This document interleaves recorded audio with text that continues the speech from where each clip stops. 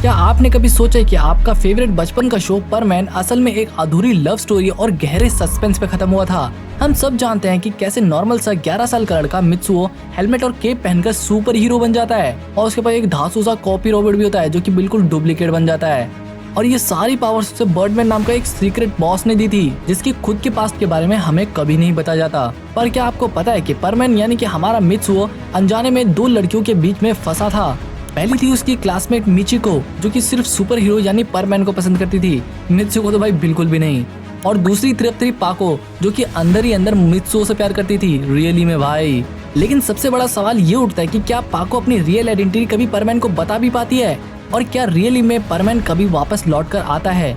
तो आज की वीडियो में हम परमैन की दुनिया के वो सीक्रेट्स को खोलेंगे जो शायद आपने कभी नोटिस ही नहीं किए। सो आराम से बैठ के चिल हो जाओ यार, क्योंकि वीडियो काफी ज्यादा इंटरेस्टिंग होने वाली है। अगर कुछ खाने के लिए तो वो भी लेके बैठ जाओ, क्योंकि आज की वीडियो में आपको रियली में मजा आने वाला है। वीडियो को स्टार्ट करने से पहले वीडियो को लाइक करके चैनल को सब्सक्राइब फटाफट से कर लो, ताकि आपको ऐसा कभी ना लगे कि आप कोई मजेदार चीज मिस कर दिए हो। हम स्टार्ट करते हैं मित्सुओ से, जो कि पढ़ाई में बिल्कुल जीरो है, फिजिकल टेस्ट के मामले में भी कमजोर है और सुबह शाम मम्मी पापा से डांट खाता रहता है। और ऊपर से भाई इसकी छोटी एक बहन भी है जिसका नाम गांको है, जिसने उसका जीना हराम कर रखा है।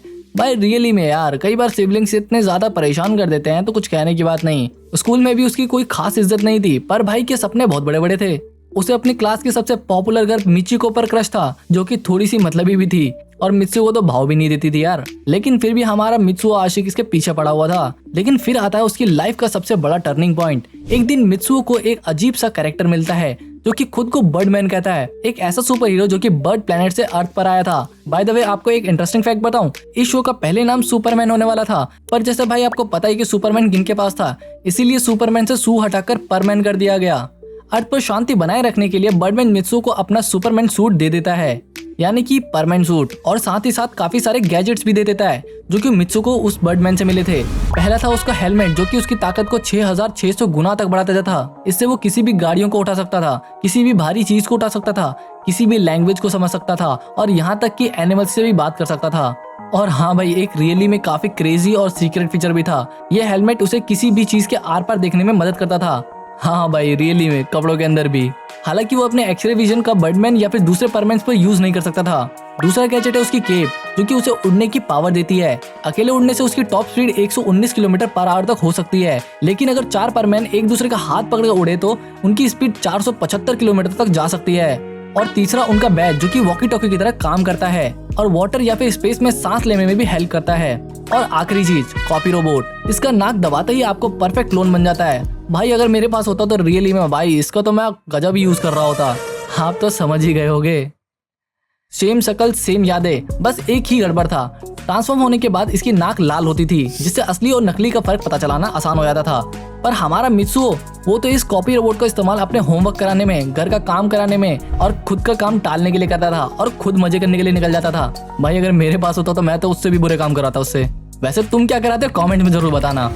वैसे तो एनीमे के फर्स्ट एपिसोड में हमें सीधे एक बिल्डिंग के आग लगने का सीन दिखाया जाता है, जहां पर पुलिस और फायर ब्रिगेड किसी सुपर हीरो का वेट कर रहे होते हैं। तभी परमैन और उसका पार्टनर बूबी वहां आते हैं और सबको बचा लेते हैं। मीडिया वाले तो उसका पॉडकास्ट करने के लिए पीछे पड़ जाते हैं भाई, लेकिन अपना परमैन सीधा 9-11 हो जाता है। पर ट्विस्ट तब आता है जब मिचिको को पता चलता है कि मित्सुओ परमैन का दोस्त है।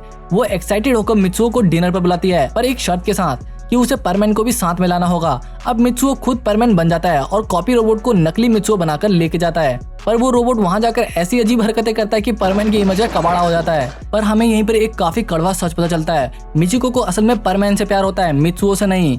उसे तो मित्सुओ से बल्कि नफरत भी होती है। वो मित्सुओ को सिर्फ इस्तेमाल करना चाहती थी, सिर्फ परमैन के करीब आने के लिए। और दूसरी तरफ एंट्री होती है परमैन नंबर 3, जिसका नाम होता है पाको। लेकिन असल में ट्विस्ट ये होता है कि पाको असल में मिस सुमेरे होती है, जो कि असल में जापान की सबसे ज्यादा फेमस एक्ट्रेस होती है। कैमरा के सामने तो वो बिल्कुल शांत और एकदम परी की तरह लगती है, लेकिन पाको बनते ही वो भाई एकदम जिद्दी, बहादुर और गुस्से वाली हो जाती है। और सबसे मजेदार बात पता है क्या है, सुमेरे असल में परमैन को नहीं बल्कि नॉर्मल मित्सुओ को पसंद करती है। ये तो बिल्कुल वैसे स्पाइडरमैन वाला सीन हो जाता है, जहाँ पर एमजे को पीटर पार्कर पसंद होता है, लेकिन स्पाइडरमैन बिल्कुल भी नहीं। बर्डमैन का एक सख्त रूल था, अगर किसी भी परमैन ने अपनी पहचान किसी नॉर्मल इंसान के सामने रिवील की तो वो उसे जानवर बना देगा। इसीलिए सुमेरे अपनी पहचान सबसे छुपाती फिरती है, यहाँ तक कि बाकी परमैन से भी। वो अपनी सेलिब्रिटी लाइफ से बहुत ज्यादा थक चुकी होती है और पाको बनकर एक नॉर्मल लाइफ जीना चाहती है। साथ ही वो मित्सुओ को टेस्ट भी करना चाहती है कि क्या वो रियली में एक सच्चे दोस्त की तरह उसे पसंद करता है या फिर सिर्फ सुपरस्टार के रूप में। एक बार तो परमैन को शक भी हो जाता है कि पाको ही मिस सुमेरे है, क्योंकि दोनों के हाव भाव बिल्कुल सेम थे। अपना डाउट क्लियर करने के लिए परमैन पाको का रोबोट ले लेता है। जब मिस सुमेरे का एक बड़ा ऑटोग्राफ सेशन होने वाला होता है तब परमैन पाको को एक मिशन पर बुला लेता है, जिससे मिस सुमेरे को इवेंट कैंसिल करना पड़ जाता है। अब भाई रियली में परमैन को पूरा यकीन हो जाता है कि पाको ही उसकी क्रश मिस सुमेरे है। अब वो पाको के साथ अच्छे से बिहेव करने लग जाता है। मतलब भाई कंफर्म होते ही बंदा ही चेंज सीधा। लेकिन सुमेरी भी इतनी स्मार्ट होती है कि वो अपने रोबोट को मिस सुमेरे बना देती है और खुद पाको बनकर सामने आ जाती है। वो अपनी नोज पर मेकअप लगाकर गेम खेलती है और सबका डाउट क्लियर हो जाता है और बेचारा परमैन फिर से कंफ्यूज हो जाता है। भाई साला ये दुख का खत्म नहीं होता बे। तब सुमेरे का रोबोट उससे कहता है तुम परमैन का दिल सुमेरे बनकर नहीं बल्कि पाको बनकर जीतना चाहते हो ना। और ऐसे ही 528 से भी ज्यादा एपिसोड्स और 3 से भी ज्यादा मूवीज आई जिसमें हमें परमैन की जर्नी को दिखाया गया, जैसे परमैन the movie, birdman has arrived, the movie परमैन, द मूवी परमैन ताको देपोन। भाई क्या ही वियर्ड नेम्स हैं।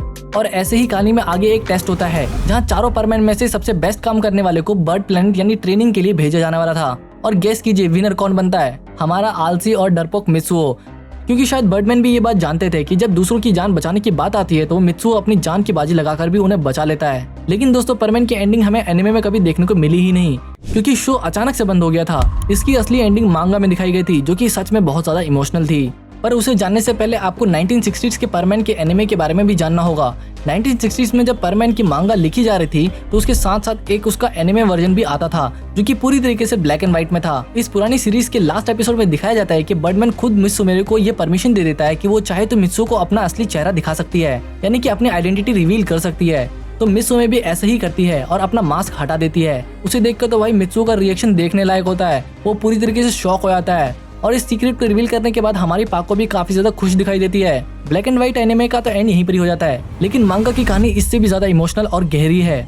मांगा के एंडिंग के हिसाब से बर्डमैन मित्सुओ के पास आता है और कहता है कि तुमने एक सुपर हीरो के तौर पर बहुत अच्छा कमाल का काम किया, इसलिए अब तुम्हें बर्ड प्लेनेट चलकर पढ़ाई करनी होगी ताकि तुम अगले बर्डमैन बन सको।